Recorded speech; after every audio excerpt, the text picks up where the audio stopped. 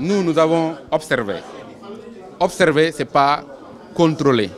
Observer, c'est une sorte de supervision. On n'est pas des juges, on n'a pas la décision. Et nous avons, après observation, fait un certain nombre de constats. Le constat, il y en a 5. C'est d'abord que l'acte posé par le Conseil constitutionnel est inédit. C'est donc à encourager parce qu'on connaissait le Conseil très fermé, ne donnait même pas d'informations sur leurs décisions, il ne communiquait même pas sur ça. Je crois que donc c'est un acte que nous avons eu à saluer.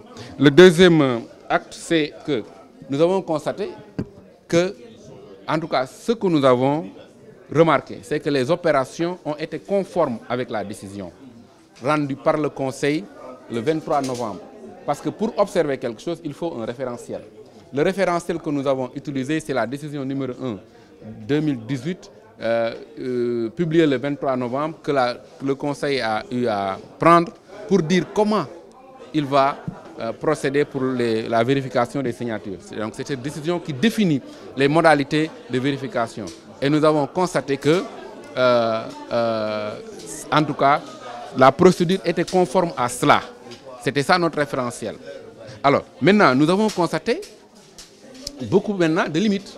Et la première limite que nous avons constatée par rapport à cette question, c'est d'abord la réglementation qui est floue par rapport à l'heure de dépôt des candidatures.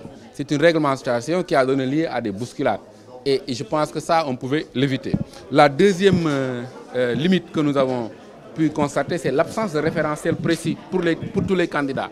Aujourd'hui, les candidats, à part, on sait que le parrainage est quérable, c'est vrai, mais ils pouvaient avoir quelque chose qu'ils utilisent pour confronter leur parrainage avec ce référentiel-là, ce qui n'a pas été le cas. Donc, il y a aussi l'absence d'informations sur le logiciel. Aujourd'hui, le logiciel qui est utilisé est sujet à polémique. Pourquoi? Parce que le Conseil n'a pas trop bien communiqué sur ce logiciel-là. Comment il a acquis ce logiciel-là, comment il a été paramétré, etc. Ça, je crois que le Conseil n'a pas communiqué là-dessus. Il n'y a pas assez d'informations sur ce logiciel-là.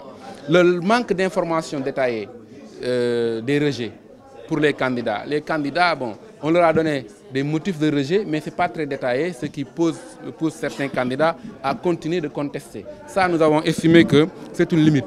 L'autre limite, c'est également la quasi-inutilité des fiches de parrainage. Parce que c'est vrai, beaucoup de papiers utilisés, mais utilisés pour aller cueillir le parrainage, mais au niveau du Conseil, ça n'a pas été toujours exploité. Le Conseil faisait quelques rares fois recours à ces fiches de parrainage-là. Nous pensons que donc ça, c'est également des limites.